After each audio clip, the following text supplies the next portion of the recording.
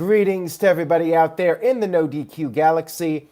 Welcome to the No DQ live recap of Friday Night Smackdown for September the 18th, 2020. We're just over a week away now until the next WWE pay-per-view, Clash of Champions Gold Rush. Shout out to everybody in the chat room watching live. I hope you're all doing well. Let's go ahead and get started with Friday Night Smackdown from the Thunderdome. We kicked off with the Dirt Sheet. Miz and Morrison in the ring for their Dirt Sheet segment. One thing I noticed right away was that the crowd noise was turned way down for pretty much the entire show compared to previous weeks. Now, I'm going to ask you guys in the chat room, positive or negative with the fan noise being turned down? Do you think it was the right call? Let me know in the chat room. TJS with a $2 super chat, first one of the evening. Thank you for that. He says, SmackDown needs a new song. Are you tired of the AC/DC one? We've had it for about a year now. I would say change it once fans are back on a weekly basis. I think once WWE has fans again and it's a regular thing, it's not just a one-off, I would say change the theme music, change the stages, do all the big cosmetic changes once we get fans back. Kayfabe Games says the crowd noise turned down as a positive. The noise was annoying. Michael Gonzalez says it was a negative. Curtis Butler says he doesn't care. And Dr. NXT Scorpio says he did not even notice the fan noise. Psycho Jet Black with a $2 super chat, thank you for that, says, Beautiful People was the best SmackDown theme song. I agree with you on that 100%, Psycho Jet Black. That's my all-time personal favorite one. I just like Marilyn Manson, so there you go. Anyways, Miz showed footage of Mandy Rose, the move that Miz made happen on Talking Smack. Miz said he had Mandy Rose moved to Raw to help Otis, so Otis could focus on the Money in the Bank contract. And Miz said that Mandy has already forgotten about Otis. After all, Dolph Ziggler is on Monday Night Raw. Otis was not amused by this, as you would imagine. He came out to the ring. He beat up both guys. Tucker came down, and Otis hit the caterpillar to Miz, gave him the Vader bomb, and then to top it all off, to add insult to injury, you had Otis ripping off the Miz's clothes to reveal Miz's tidy whities.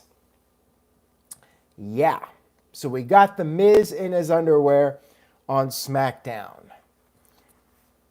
Interesting start to the show, I must say. At least, thankfully, we did not see any skid marks on the Miz's underwear. I still remember, it haunts me to this day, when Pat Patterson got stripped to his underwear and they actually brought up on commentary the skid marks on his underwear. I still have nightmares about it to this day.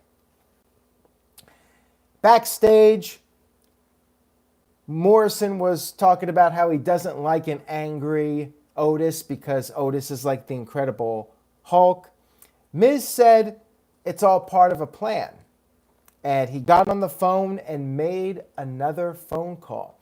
Last week, Miz made a phone call which resulted in Mandy Rose going to Raw. Clearly, Miz knows somebody in the higher-ups that is taking care of his requests. After all, he is an A-lister. He has Miz and Mrs. He has that Cannonball show I've never watched. But hey, he is the Miz and he's awesome.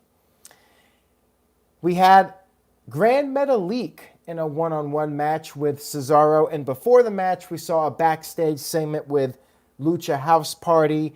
And Kalisto talked about how during his time off, he's been seeing things and he had some advice for Metalik. Metalik asked if they were good lucha things that he saw. Of course, a little knock at Kalisto. And you know that strikes a nerve because I got blocked by Kalisto for making fun of his promo.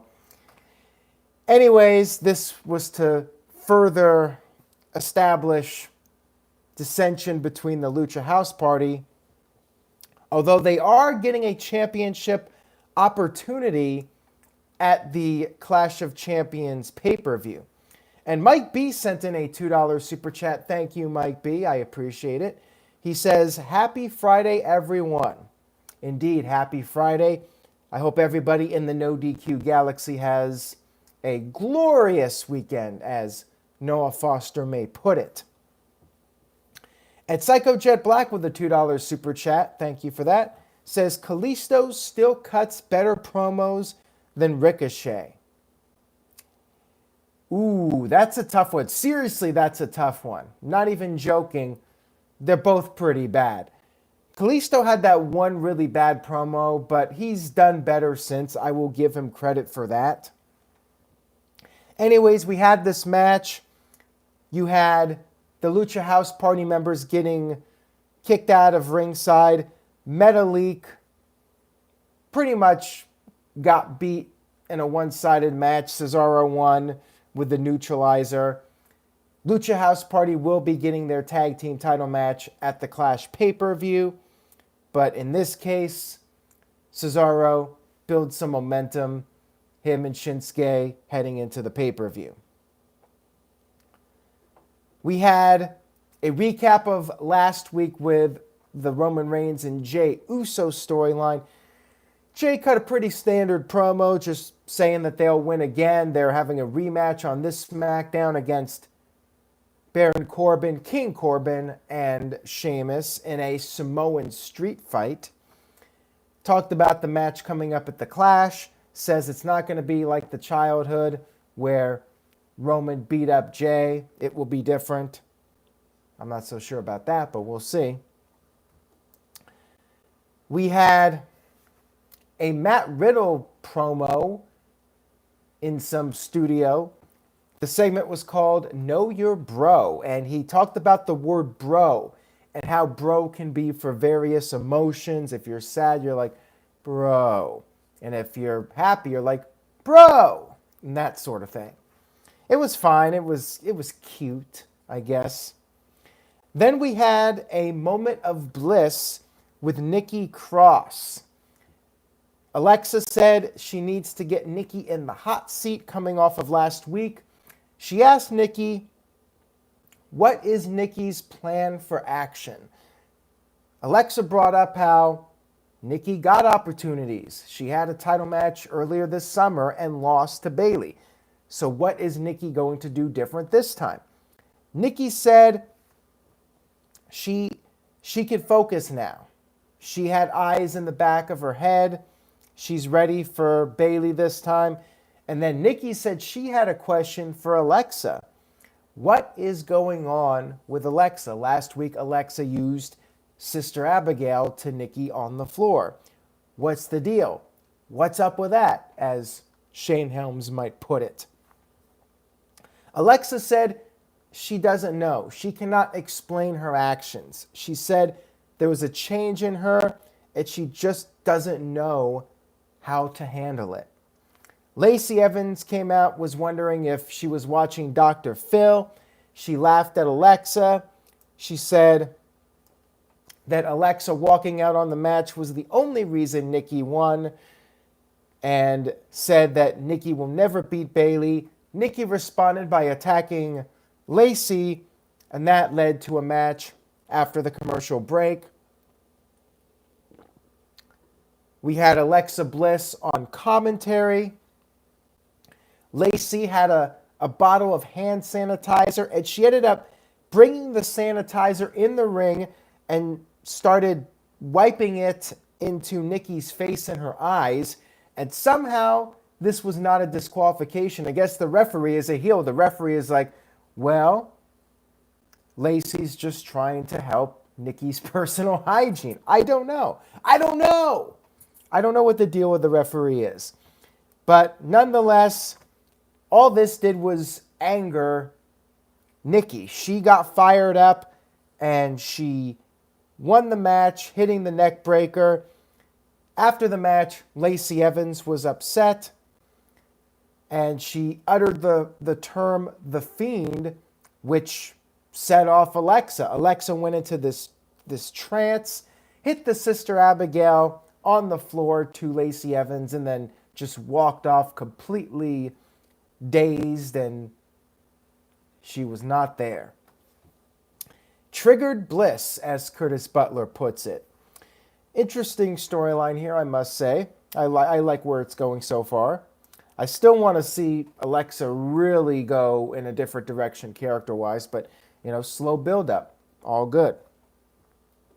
We had a really cool video package. Paul Heyman narrating the build for Roman Reigns versus Jey Uso. We're talking about the history of the family, the Wild Samoans, Rikishi, The Rock, and so on, Yokozuna.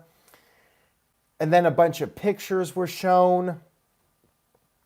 Pictures of Roman Reigns when he was a kid in the WWF locker room with Hulk Hogan and Randy Savage. Pictures of Reigns with the Usos as teenagers. And said the battle at Clash will be fought with honor and pride. However, there will only be one ruler in this dynasty, and that is Roman Reigns. We had Sasha Banks interviewed at the PC.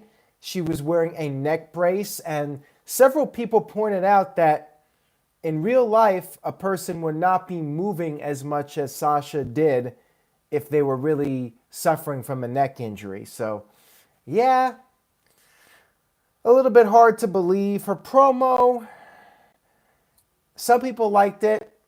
To me, I've seen way better promos over the past year. Cody Rhodes from last year, prior to Full Gear, this was not. But it was okay. She said that her and Bayley went through a lot at the PC. They built the place. She started crying, and then she got angry, said Bayley is nothing without her, and one day she is going to take the one thing that Bayley loves, and that's the SmackDown Women's Championship. I guess she has no confidence in poor Nikki Cross. Bayley then attacked her with a chair, ripped off the brace, and was going to re-injure the neck, I guess because Sasha's feeling better. She was moving around despite having the neck brace. But then the PC trainees stepped in and prevented Bayley from doing any further damage. Ace in his Familia Vlogs says it was a good promo. And Dr. NXT Scorpio says, I thought it was all right. Wished she didn't come back this soon. The Game is on 100 with a $2 super chat says, Bayley should have broken Sasha's neck. Damn you, refs. Yeah, I agree. It's way too soon for Sasha to return. Here's the thing. If you're going to do Sasha versus Bayley at Hell in a Cell, which some fans want to see it held off until WrestleMania, right? But Hell in a Cell is coming up, and I mean, that's a perfect match for Bayley versus Sasha after all the build-up. If you're going to do it at Hell in a Cell, then wait until after Clash before Sasha comes back. At least give it another 2 weeks. Why was that so difficult? I don't understand. Because we all know Bayley's going to get past Nikki, especially when Sasha isn't even acting like Nikki is going to be the next champion or anything. So, Curtis Butler says Hell in a Cells are meant to be blow-off matches. I agree, but WWE doesn't want to drop the pay-per-view concept.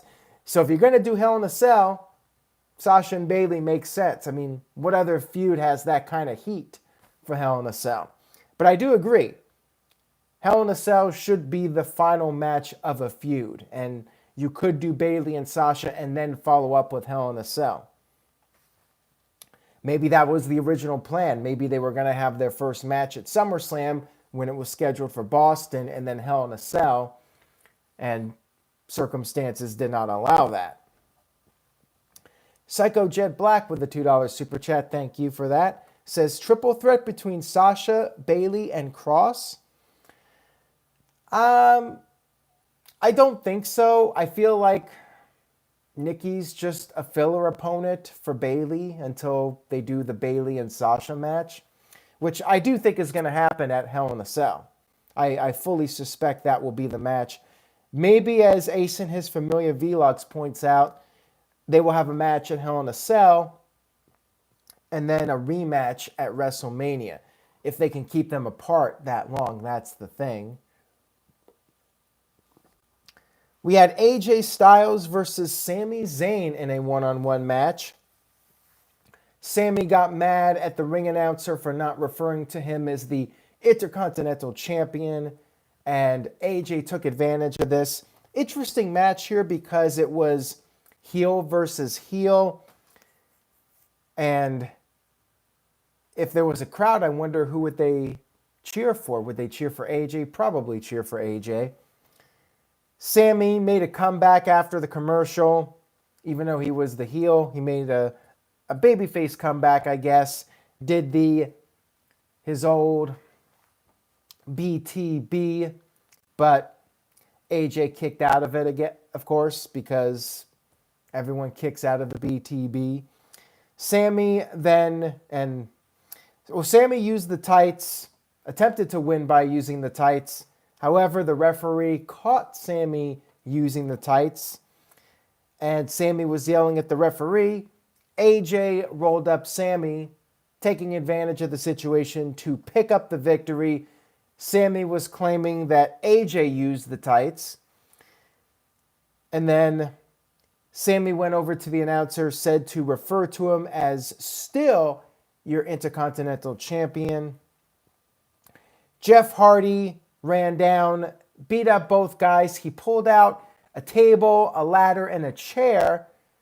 He hit a twist of fate to Sami and then got on the mic and issued a challenge. Now, I just mentioned a table, a ladder, and a chair, but Jeff challenged AJ and Sami to just a ladder match at the Clash of Champions pay-per-view. Not sure why the table and chair were shown on camera and pulled out by Jeff, but ladder match is still cool.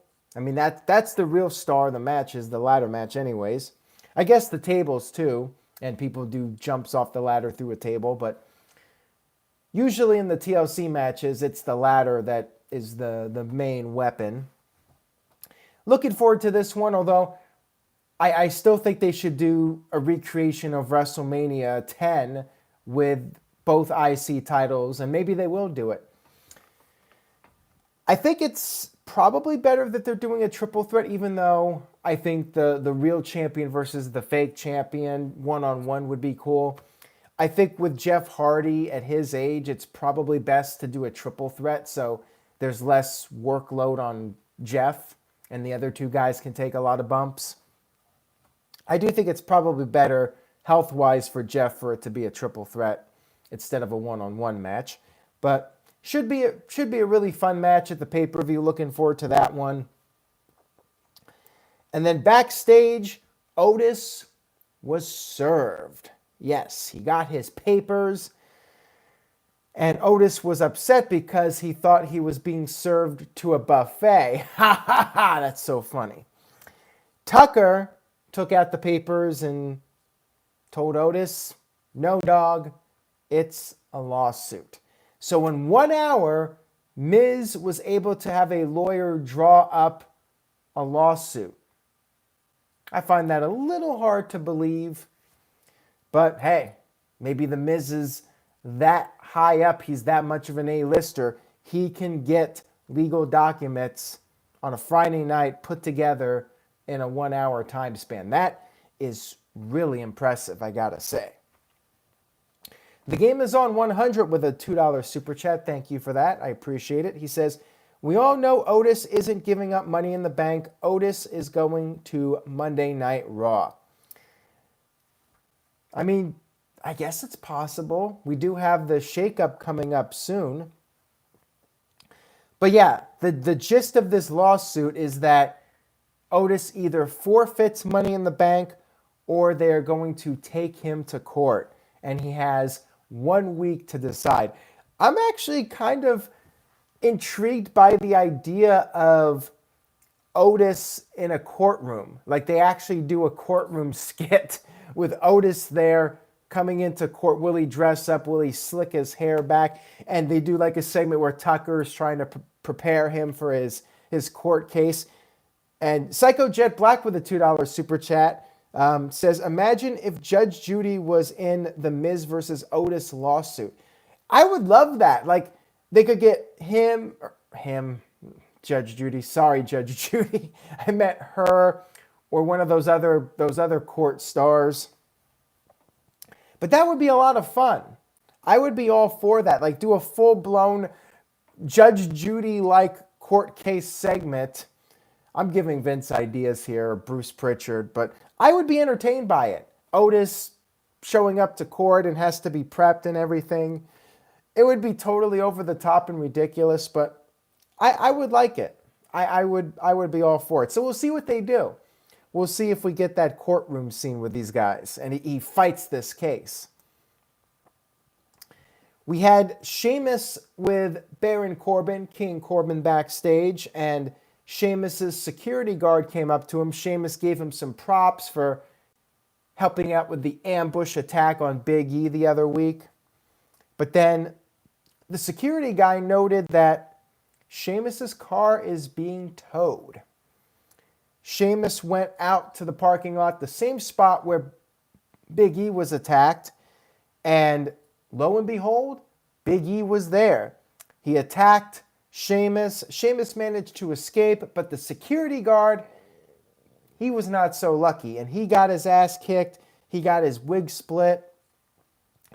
And this guy's name, by the way, I believe is Kenny Kendrick. He's a wrestler from Calgary, Alberta, Canada, from what I saw on his Twitter profile. And all I can say about this guy is, remember my comment right now, he might be a big deal in 5 to 10 years.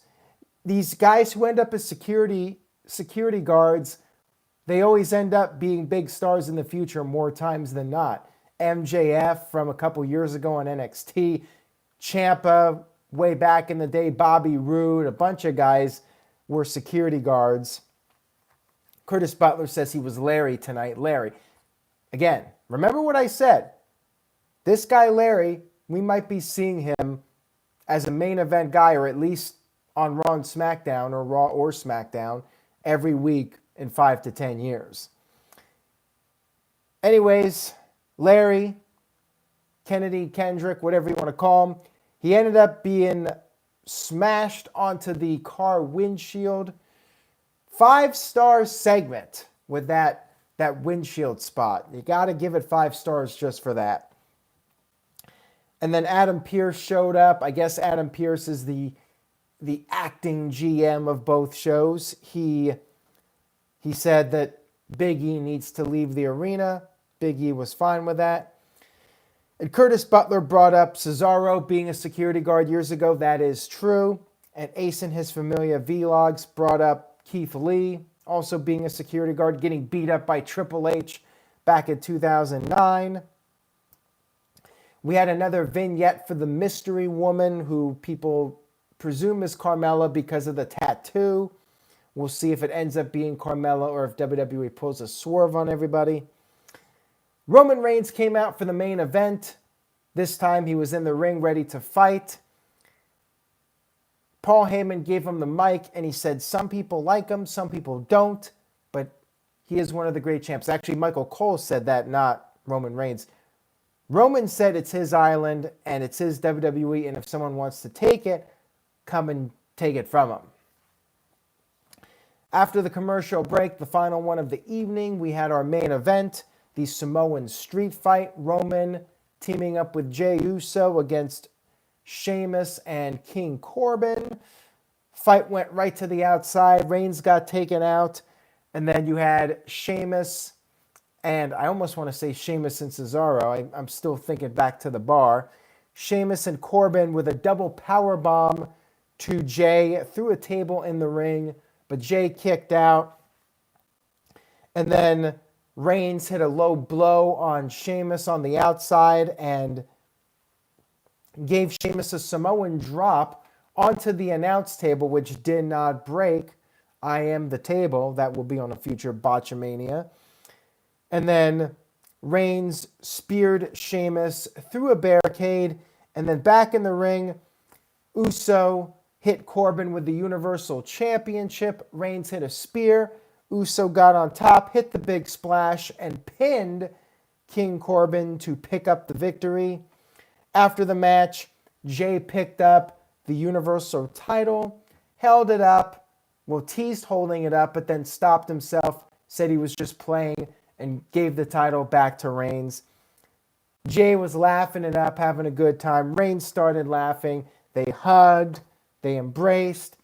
Jay left, and as he was leaving, Reigns' expression turned from smiles to rage. And I thought this was a great ending. I love Reigns' demeanor changing, and you just know poor Jey Uso is going to die at this pay-per-view. It is going to be a massacre. I'm looking forward to it. I like the build for it. Overall, pretty solid SmackDown this week. And Ace in his familiar vlogs says, what if Roman destroys Jay, then Rikishi gets involved in the storyline, he gets destroyed, and that leads to The Rock? Would not rule it out. I know people are already speculating on WrestleMania. Will we see Roman Reigns versus The Rock finally? I would love to see it in LA, Inglewood, I should say. Although right now, I'm not getting my hopes up that WrestleMania will be in front of 70,000 people in Inglewood by April. I think it's a long shot. I mean, at best, maybe they'll have to do like a 25% capacity. But yeah, 70,000 people at WrestleMania. Yeah, I'm not so sure that's going to happen. Axel Solace with a $5 super chat. Thank you, Axel. I appreciate it. He says, Roman versus The Rock at WrestleMania. Again, I think a lot of people would like to see it. A lot of people are speculating on it. I think if WrestleMania was happening with 70,000 people, I think The Rock would sign on for sure. Maybe he still will. Maybe The Rock will come back, and even if it's 25% capacity, The Rock will come back and do the match to help out WWE. Never say never, right? But yeah, that seems like the most logical match to do. If you're going to do the Reigns versus Rock match, Reigns destroying his cousins, and whenever Jimmy comes back, Jimmy gets beat up too. That would be a great setup for The Rock. I was almost thinking maybe we would see Rikishi in this Samoan street fight, like they'd be in the parking lot and somebody would run down Jay, and maybe Rikishi would attack his own son, or maybe Rikishi would help Jay and run down Reigns and say he did it for his son. He did it for Jay. Maybe they still will do something like that, where Rikishi runs down somebody with a car again. Psycho Jet Black with a $2 super chat. Thank you, Psycho. Says, I predict 2 minutes in the Uso and Roman Reigns match. I suspect it's going to be a slaughter, as I think it should. I mean, Jey Uso, maybe he'll put up a little bit of a fight, but I think this storyline is designed to really put over Reigns as a heel, and he's gonna be relentless on his cousin. It's gonna be brutal. Anyways, guys, what did you think of SmackDown this week? I did think it was a pretty solid show overall. I thought the build-up was fairly good for the Clash pay-per-view, especially the main event. I'm gonna give it a B-. Decent show. I mean, not a great SmackDown, but it was pretty watchable, and I thought the build-up was solid for the most part. Mike B with a B-. Ace in his familiar vlogs gives it an A. Tyson with a B. Michael Gonzalez with a B-. Gamers on 100 with a B-. And Curtis Butler gives it a B. Dr. NXT Scorpio with a B minus says it was all right. Amanda gives it a solid A, so there you go. It's CC Drink with a B, and Matt Helms also with a B minus. So pretty solid grades here for SmackDown this week. Thank you guys for tuning in. Next up on the agenda is the No DQ review, a special Saturday edition. Tune in for that. Caitlin was not watching SmackDown nor watching this stream because she was watching Ray Seahorn, aka Kim Wexler's live stream, and I guess she got a question answered by Ray, so there you go. Thank you guys for tuning in again. I appreciate it. See you all next time. Be positive. Stay safe. Take care, everybody.